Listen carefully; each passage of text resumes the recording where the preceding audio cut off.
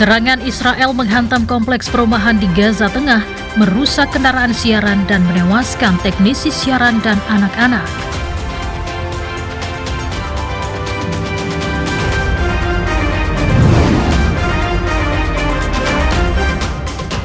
Amerika Serikat menyatakan pasukannya menyerang kapal penyelundup narkoba yang terkait dengan gerilyawan Kolombia.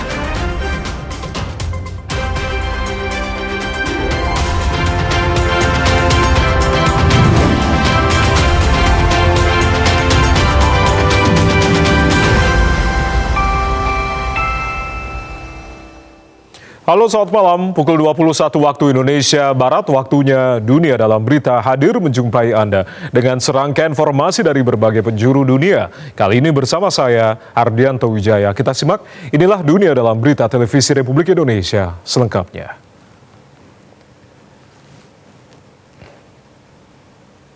Kita awal informasi dunia dalam berita dengan menit utama terkait dengan serangan Israel di tengah gencatan senjata Gaza Palestina, pertempuran Rusia-Ukraina dan pesawat kargo tergelincir dari landasan pacu di Hong Kong.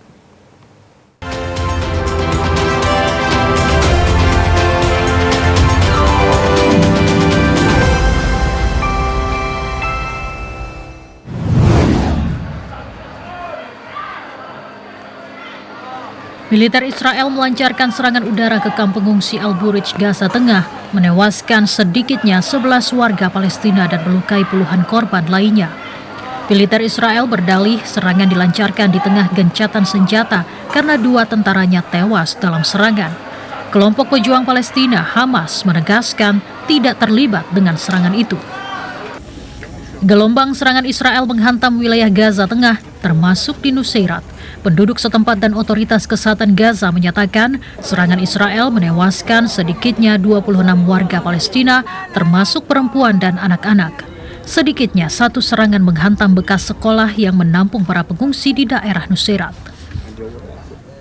Serangan Israel menghantam kompleks perumahan di Gaza Tengah pada Minggu waktu setempat, merusak kendaraan siaran dan menewaskan seorang teknisi siaran dan seorang anak. Area tersebut dihuni para pekerja perusahaan produksi media Palestina yang menyediakan layanan untuk saluran berita. Lokasi itu tertutup bagi orang luar dan menyediakan layanan untuk saluran internasional tanpa afiliasi politik. Serangan Israel selama gencatan senjata di Gaza telah menelan sedikitnya 97 warga Palestina dan melukai ratusan korban lainnya. Otoritas kesehatan di Gaza menyatakan jumlah warga Palestina yang tewas akibat serangan Israel di jalur Gaza sejak Oktober 2023 telah meningkat menjadi sedikitnya 68.159 jiwa dan 170.203 lainnya luka-luka. Dalam 24 jam terakhir, Rumah Sakit Gaza menerima 18 jenazah dan merawat 3 warga Palestina yang terluka akibat serangan Israel.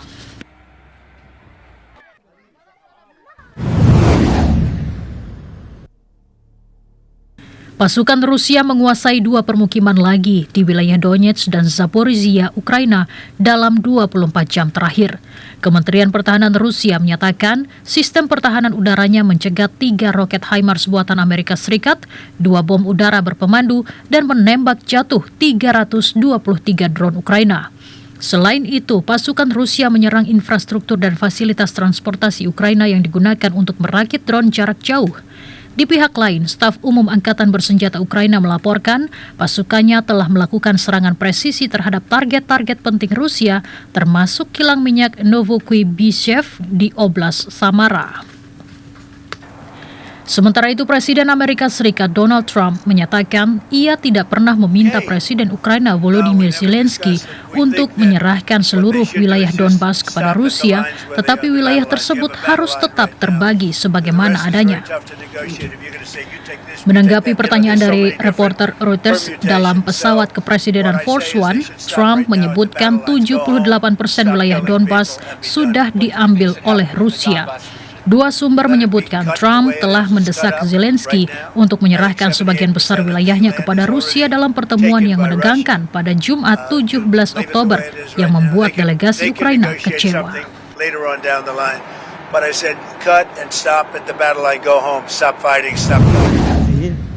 هذا هو المركز الإيواء حق النازحين. Warga sipil di kota Al-Fashir, Sudan yang terkepung berlindung di bunker bawah tanah untuk melindungi diri dari serangan drone dan granat setelah serangan yang semakin intensif terhadap tempat penampungan pengungsi, klinik, dan masjid. Al-Fashir yang dilanda kelaparan adalah benteng terakhir tentara Sudan di wilayah barat Darfur yang luas saat mereka bertempur melawan pasukan paramiliter RSF dalam perang saudara yang telah berkecamuk selama 2,5 tahun. Konflik yang meletus akibat perebutan kekuasaan internal ini telah memicu pembunuhan etnis, menarik kekuatan asing, dan menciptakan krisis kemanusiaan yang masif.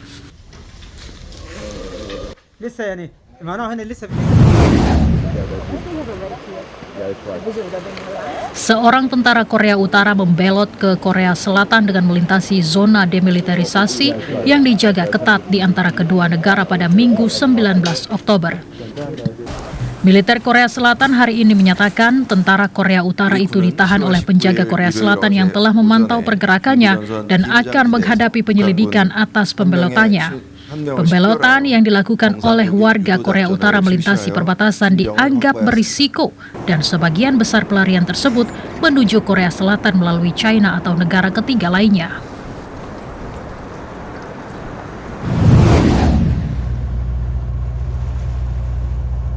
Pesawat kargo yang terbang dari Dubai, Uni Emirat Arab, tergelincir dari landasan pacu ke laut saat mendarat di Bandara Internasional Hong Kong pada Senin dini hari.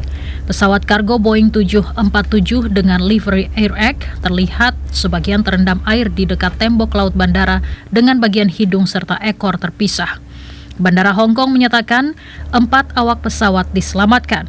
Media setempat melaporkan 2 orang yang berada di kendaraan darat dekat landasan pacu yang diduga tertabrak pesawat tewas. Layanan pelacakan penerbangan Flight Radar 24 menunjukkan jalur pesawat kargo yang meluncur keluar landasan pacu di Hong Kong. Flight Radar 24 menyatakan pesawat yang terlibat dalam kecelakaan berusia 32 tahun dan pernah beroperasi sebagai pesawat penumpang sebelum diubah menjadi pesawat kargo.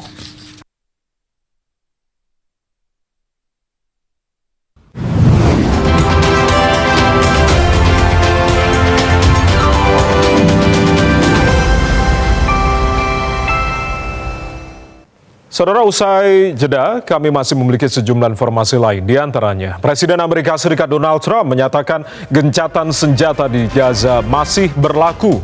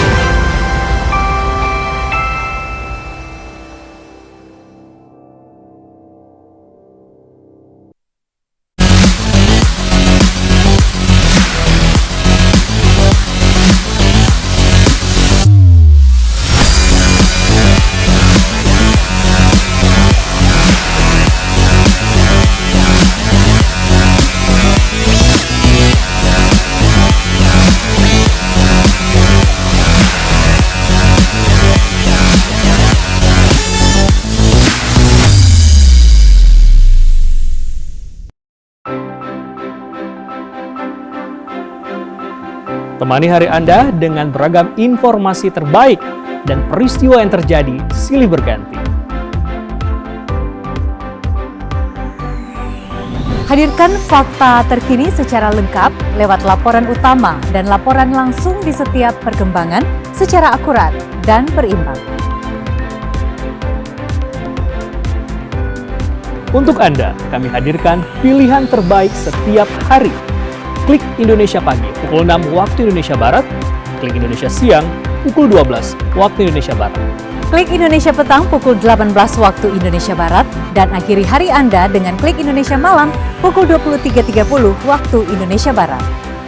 Jadikan hari Anda semakin berkualitas bersama TVRI. TVRI, media pemersatu bangsa.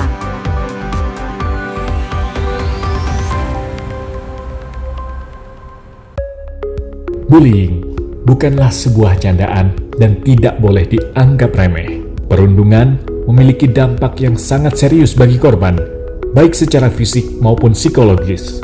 Perundungan selalu melibatkan niat untuk menyakiti atau merendahkan orang lain. Perundungan melibatkan tindakan agresif, baik verbal, fisik, maupun sosial yang disengaja. Guru sebagai pendidik, jadikan siswa sebagai layaknya anak. Ayo, ciptakan persahabatan dan kasih sayang terhadap generasi muda Indonesia, generasi sehat dan berprestasi.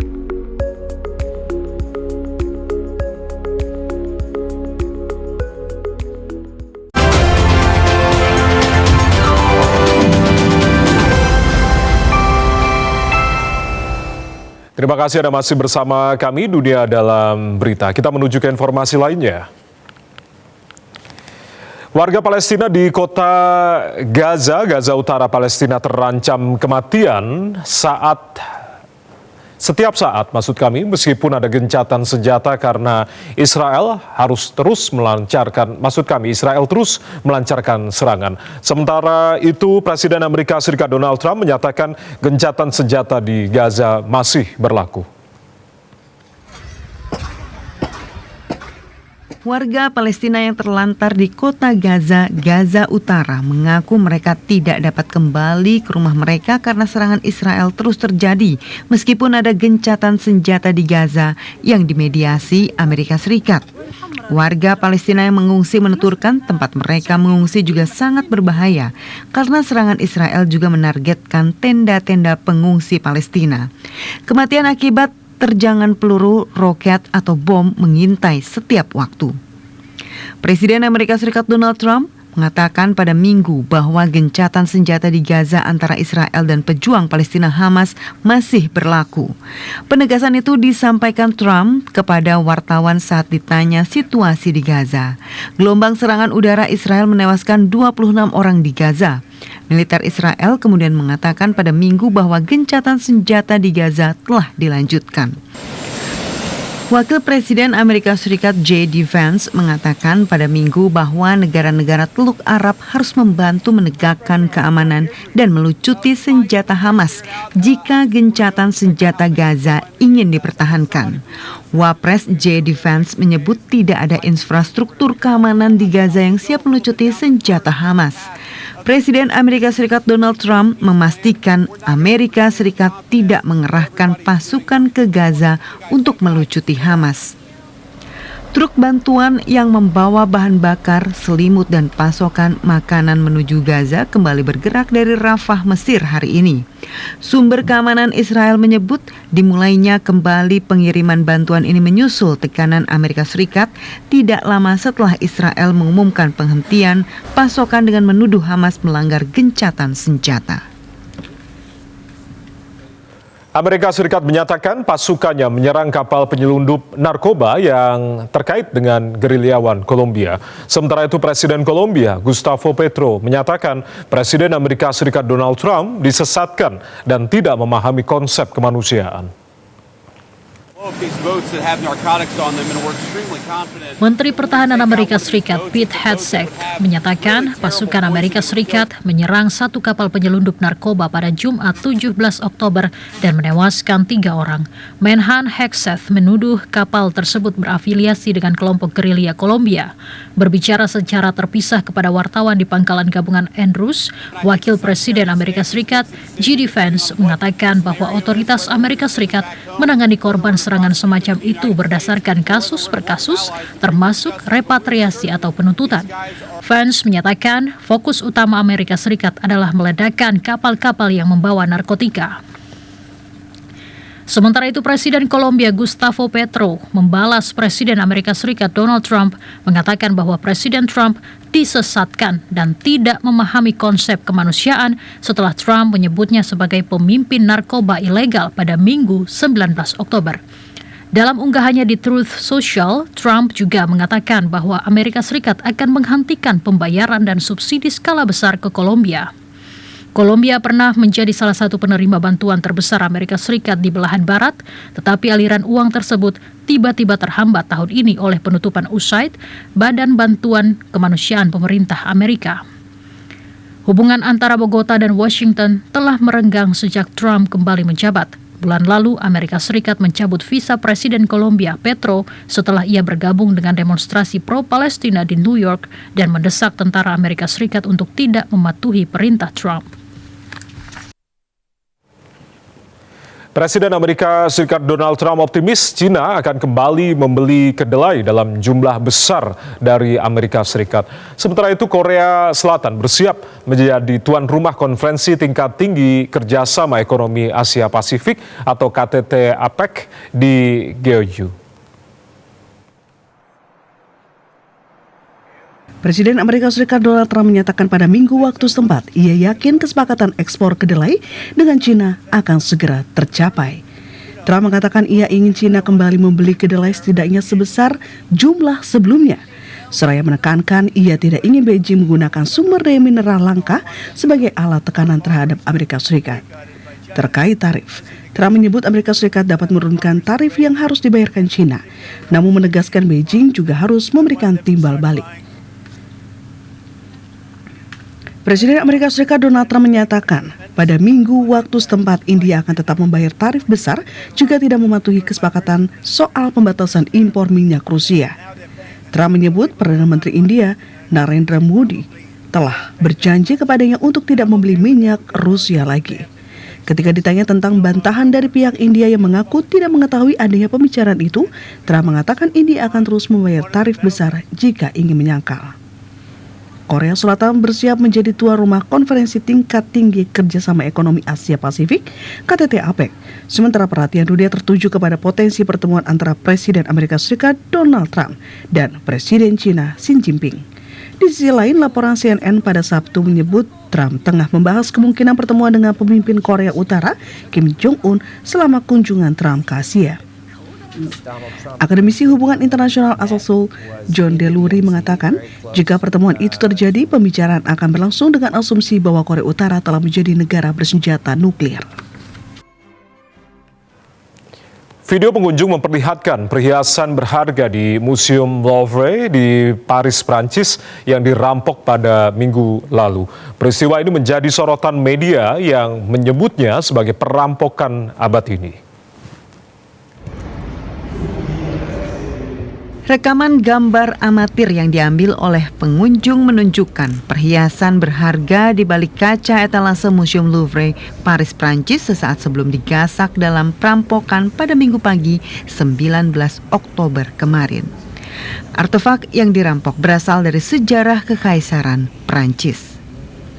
4 pelaku bertopeng menggunakan derek untuk menghancurkan jendela lantai atas sebelum melarikan diri dengan sepeda motor. Aksi tersebut berlangsung sekitar 6 hingga 7 menit dan dilakukan oleh 4 orang tanpa senjata api. 9 benda menjadi target perampokan dan 8 berhasil dibawa kabur. Media Prancis pada Senin pagi ramai memberitakan pembobolan itu. Surat kabar menyebutnya sebagai perampokan abad ini. Sejumlah media di Asia pada hari ini menyebut perampokan perhiasan di Museum Louvre, Paris, Prancis sebagai tindakan yang nekat.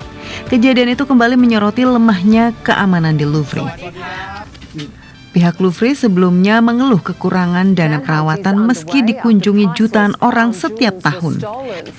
Menteri Dalam Negeri Prancis Laurent Nunez menyatakan penyelidikan kini ditangani oleh unit kepolisian khusus yang dikenal berpengalaman menangani kasus-kasus perampokan besar. Perampok di Museum Louvre Paris, Prancis pada Minggu menggasak koleksi bersejarah dari masa kekaisaran Prancis. Koleksi itu mencakup mahkota kekaisaran permaisuri Eugenie serta tiara dan bros suci milik sang permaisuri. Barang lain yang hilang termasuk perhiasan safir dari koleksi Ratu Marie Amélie dan Ratu Hortense serta perhiasan zamrud milik permaisuri Marie-Louise yang diambil dari Galeri Apollo, tempat penyimpanan regalia mahkota Prancis. Usai jeda, informasi olahraga akan kami hadirkan, di antaranya Liverpool takluk 1-2 dari Manchester United.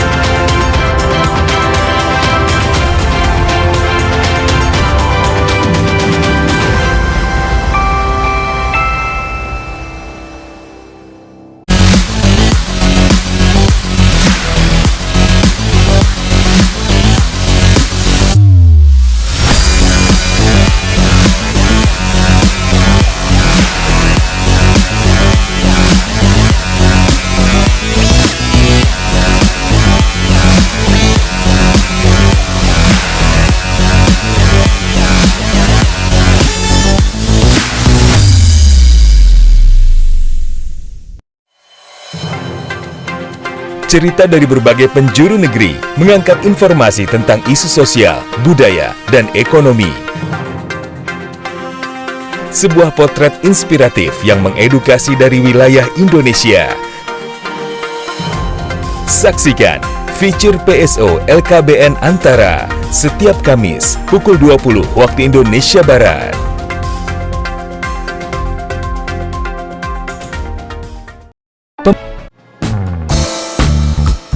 Pusdiklat LPP TVRI akan menyelenggarakan program pelatihan kamerawan untuk masyarakat umum yang akan diselenggarakan pada 10 sampai 14 November 2025 bertempat di Pusdiklat LPP TVRI Jalan Studio Alam, Kota Depok.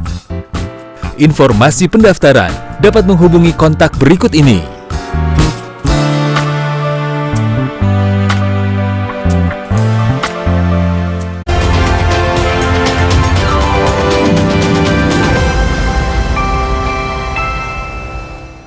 Ardianto Wijaya masih menemani Anda di Dunia Dalam Berita. Kita ke informasi olahraga dari pertandingan lanjutan Liga Premier Inggris. Liverpool takluk 1-2 dari Manchester United di kandang. Kekalahan dari Setan Merah menambah tren kekalahan Liverpool di 4 laga terakhir. Menjamu Manchester United di Stadion Anfield, Liverpool mendominasi permainan dengan 64% penguasaan bola. Namun justru tim tamu yang berhasil mencetak gol cepat di menit kedua. Gelandang serang Setan Merah, Bryan Mbeumo, menceploskan bola ke gawang Liverpool usai menerima umpan terobosan Ahmad tanpa bisa dihalau. Kedudukan 1-0 untuk MU bertahan hingga turun minum. Pada babak kedua, Liverpool banyak mendapatkan peluang melalui gelandang serang Cody Gakpo, namun sayangnya bola membentur tiang Fernandes yang bertahan hingga laga usai. Usai laga, pelatih Manchester United Ruben Amorim menyatakan puas atas penampilan anak asuhnya. Amorim mengaku laga di Anfield sangat penting di tengah perjuangan Setan Merah kembali mendekati posisi atas klasemen Liga Premier Inggris.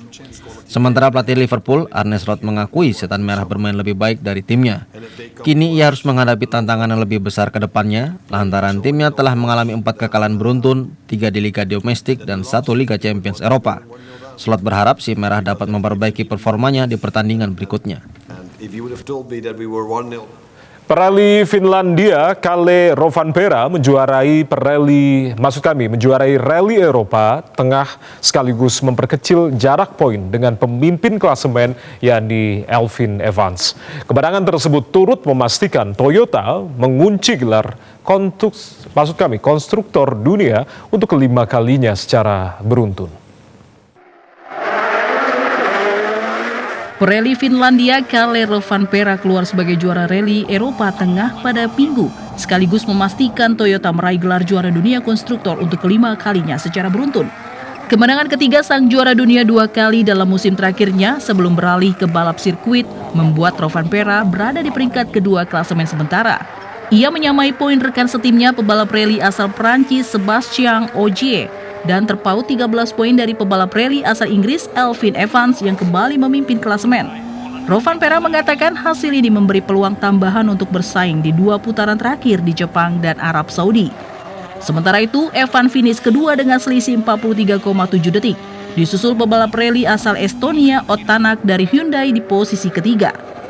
Evans kini mengoleksi 247 poin, unggul atas Ogier dan Rovanperä yang sama-sama mengumpulkan 234 poin. Sementara itu, Tänak berada di posisi keempat dengan 197 poin di klasemen konstruktor. Toyota memimpin dengan 632 poin, jauh di atas Hyundai dengan 464 poin. Raihan ini menjadi gelar konstruktor ke-9 bagi Toyota dan hanya terpaut 1 dari rekor sepanjang masa milik Lancia. Pabrikan asal Jepang itu telah memenangi 11 dari 12 seri musim ini. Ogier yang sempat menabrak pohon pada Sabtu berhasil bangkit dan memenangkan seluruh etape pada Minggu, termasuk Power Stage terakhir yang memberinya 10 poin tambahan. Sementara itu, juara bertahan asal Belgia, Thierry Neuville dari Hyundai gagal finish setelah menabrak jembatan pada etape ke-15, meski dirinya dan co-drivernya dilaporkan tidak mengalami cedera serius. Kita beralih ke informasi lain, Saudara. Rekor 2,6 juta lilin dinyalakan menjelang perayaan Diwali di kota Kuil, Ayodhya, India. Sementara itu, media lokal melaporkan kualitas udara memburuk di New Delhi saat perayaan Diwali.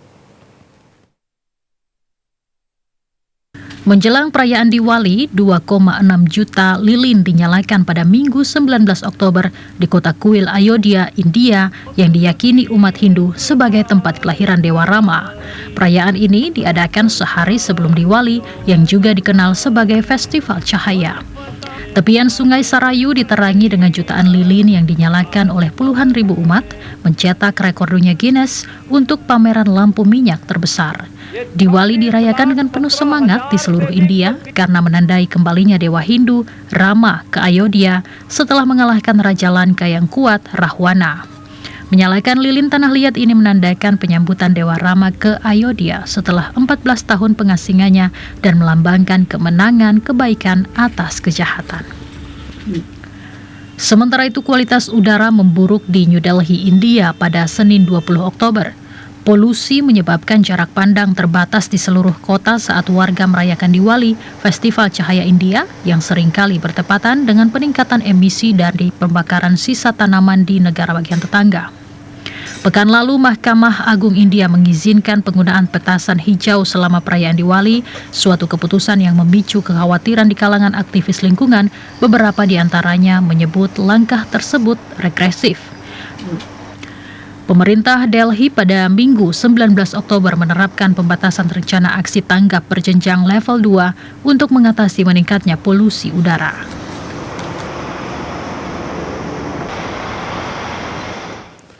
Informasi tadi menjadi bagian akhir jumpa kita di Dunia dalam Berita edisi kali ini. Saya, Ardianto Wijaya, mewakili teman-teman yang bertugas, mengucapkan terima kasih atas kebersamaan Anda. Tetap saksikan TVRI Media Pemersatu Bangsa. Selamat malam, sampai jumpa.